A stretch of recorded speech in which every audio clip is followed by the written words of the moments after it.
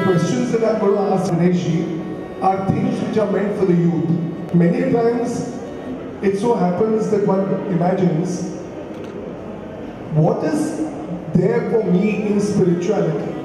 अध्यात्म में मुझे क्या मिलना है? And this is one of the things that I asked Dinesh ji. Dinesh ji, why did you write this book? And he said, that's a fantastic question. I'm going to say this on the day of the unveiling of the book. Dinesh ji, can you tell us what inspired you or what was it that made you write this book? मेरे जीवन के अंदर एक अचानक मैं इंदौर जा गया और मैंने देखा कि वहाँ संत हमारे घर के प्रांगण में हवन कर रहे हैं। मुझे बहुत अच्छा महसूस हुआ, तो मैंने उनको कहा कि मैं 2 दिन और रुकूँगा और आपके साथ हवन करना चाहता हूँ। और फिर मैं 2 दिन रुक के उनके साथ हवन किया, शाम को उनके साथ चर्चा करी, तो मुझे बहुत ही एक आंतरिक अच्छा लगा। वो एक बहुत ही फक्कड़ संत थे, अपने आप में जीवन बिताना, उनका कोई उद्देश्य नहीं था कि प्रचार करें, कोई जीवन में आडंबर भी बनाए, कोई आश्रम भी बनाए, तो सब अपने आप में मस्त थे। इन सब घटनाओं से मुझे उनके सानिध्य मिला और उस सानिध्य में उन्होंने मुझे ये सिखाया कि भाई जो भी कुछ तुम जीवन में पाते हो वो तुम में ही, तुम ही पूर्ण हो, और जब पूर्ण होंगे तो तुम पूर्णता को प्राप्त कर सकते। उससे मेरे जीवन में एक परिवर्तन आया, मैं अंतर दृष्टि देखने लगा और जो भी सनातन वैदिक क्रियाएँ थी, हवन तो बहुत प्रिय था, ध्यान तो बहुत प्रिय था। ऋषिकेश में जब मैं जाता था तो वो गंगा के किनारे जाके ध्यान करते थे, शाम को मैं भी उनके साथ जाता था। तो मैंने देखा कि उनको तो गंगा के पास में जाके शांति का अनुभव होता है, पर मैं जब उनको जाते थे तो मुझे ऐसा लगता था कि गंगा भी उनसे मिलके प्रभावित होती। बढ़िया।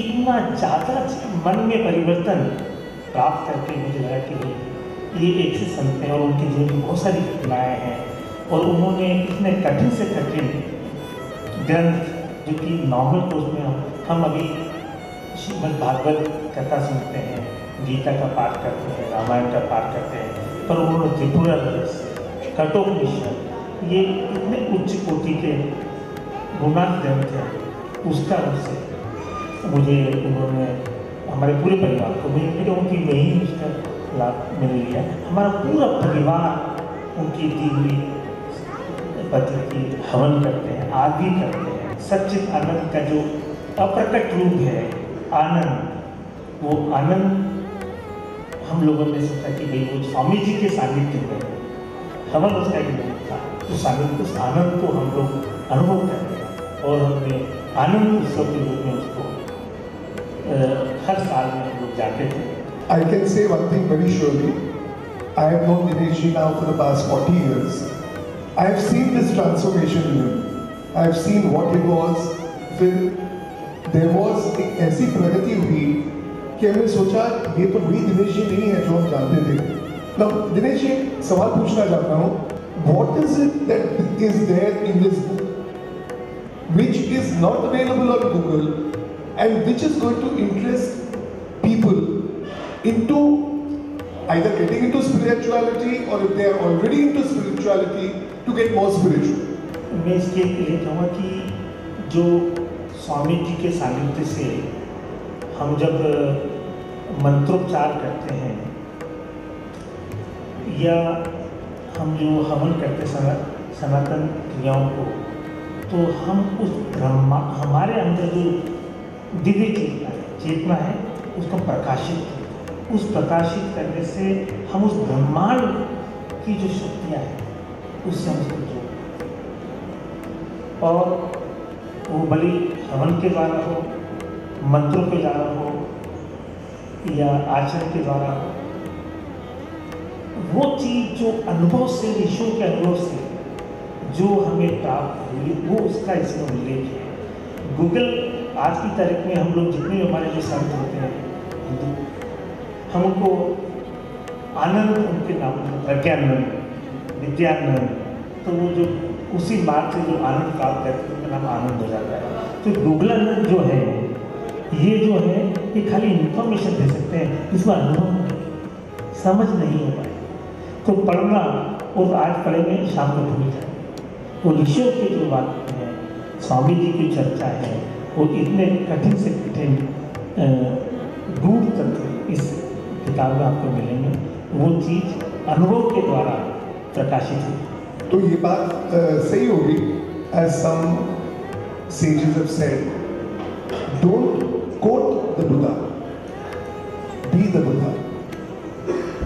आपने जो पढ़ा है उसको आत्मसात कर लो and then realize the inner self. Would I be right if I said कि अहम ब्रह्मास्मि, the concept of I am that or I am God, can any youngster get that out of reading this book? मैं एक हर हम जो एक need का जो पिरामिड हमारे जीवन में होता है उसमें हम 80 से 85% करीब मेजरली हम अपनी बेसिक नीड्स के लिए अपना जीवन बिताते हैं।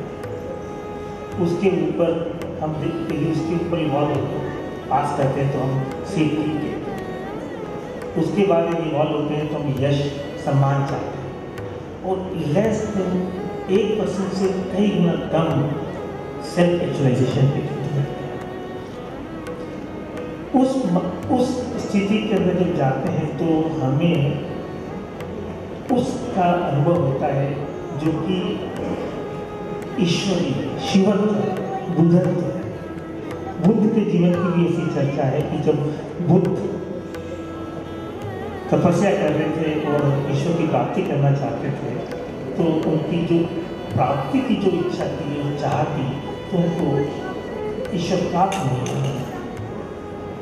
पर उन्होंने थक के कहा कि अब मैं नहीं करूँगा, जो ईश्वर को करना हो करो। उसी शायद बुद्धत्व थे, नाचने लगे, झूमने लगे, और झूम के अंदर इतनी ज़्यादा दिव्य प्रकाश चेतना का विकास हुआ कि गांव-गांव से लोग बुद्ध के दर्शन करते हैं।